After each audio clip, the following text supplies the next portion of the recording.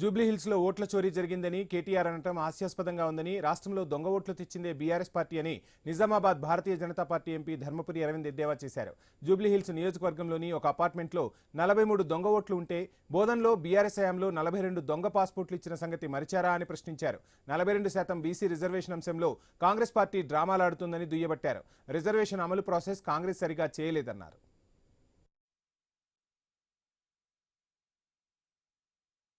ఈయన 43 ఓట్లు వెళ్ళినాయి. అవి నీ టైంలోనే ఎన్రోల్ అయ్యి ఉంటాయి వెరిఫై చేస్తే. బోధనలో ఒకటే ఇంట్లో 42 దొంగ పాస్పోర్ట్లు వెళ్ళినాయి నీ హయాంలా. ఓటేంది, పాస్పోర్ట్ ఏంది బంగ్లాదేశ్ వానికి, మయన్మార్ వానికి. ఇది అంటే నువ్వు చేసినది కాదా నిర్వాకం? నువ్వు మీ అయ్యా చేసిన నిర్వాకమే కదా.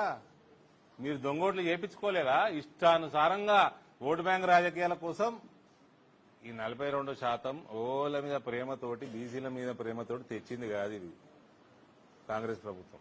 తెచ్చే పద్ధతి కూడా కాదు ఇది. వీళ్ళు పెద్ద భారతీయ జనతా పార్టీ మీద బురద జల్లే కార్యక్రమం చేద్దామని ప్రయత్నం చేస్తున్నారు.